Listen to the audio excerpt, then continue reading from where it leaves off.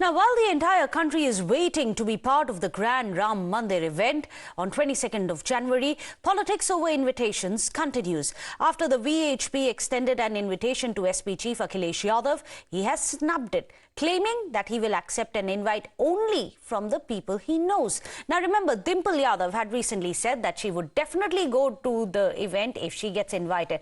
And now here's the latest excuse coming in from Akhilesh Yadav.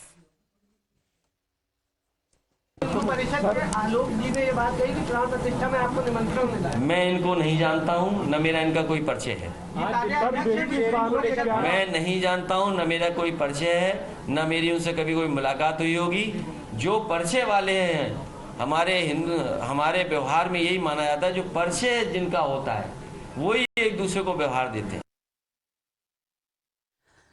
Well, the VHP has now mocked Akhilesh Yadav and reminded him of his previous statement that he would go to the temple only if Lord Ram invites him. Listen in.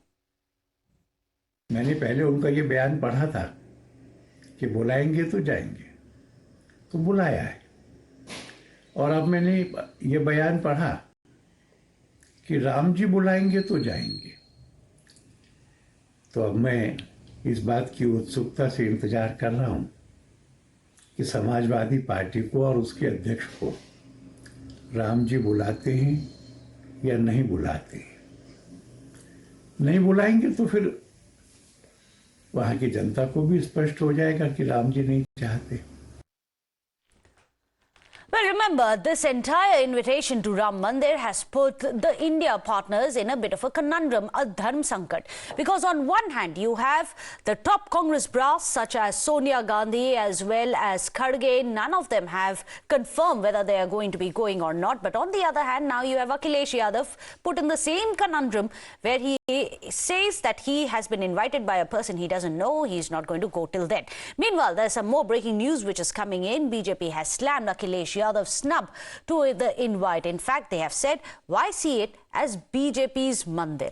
Listen in.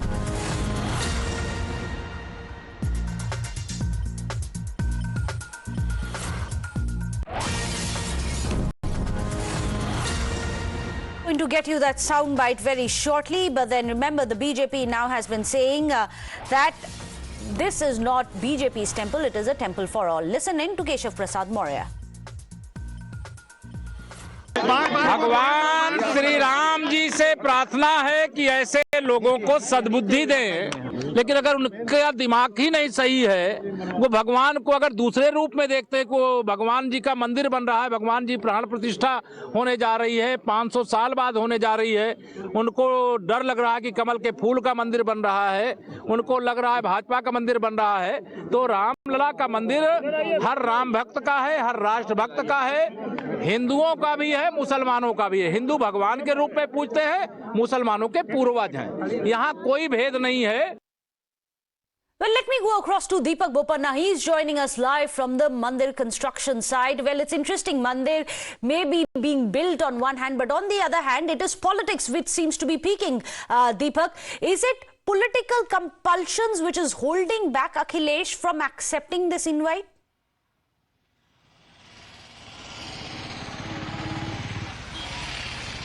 Well, most of the opposition parties here seem very confused over what they want to say, what they want to do as far as attending the consecration ceremony or making statements pertaining to Ayodhya in itself is concerned.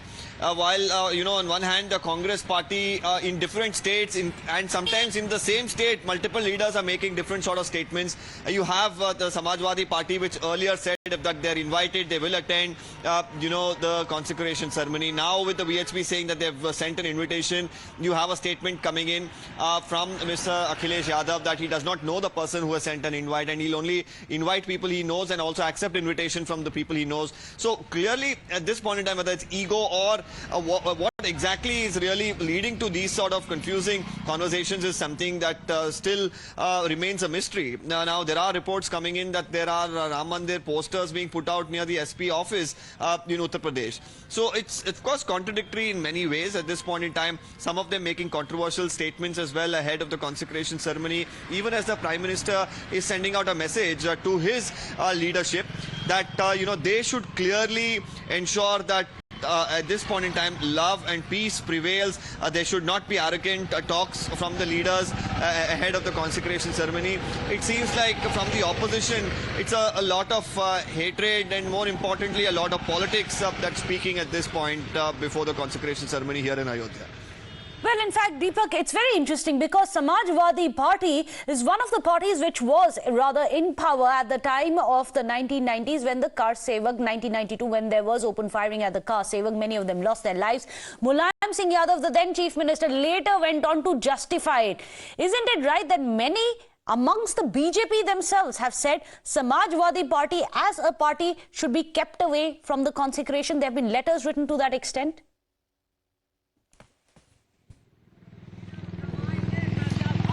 Well, at this point in time, to bring up the entire Car Sevak, issue, the violence that happened in itself is probably unwarranted because, at a time where the entire country is reverberating and resonating one tone, and that is for Lord Ram, looking for the temple to be rebuilt, and this is a dream for many devout Hindus and from not just India, from across the world, to see the construction of this temple right now going back and talking about aspects which many want forgotten.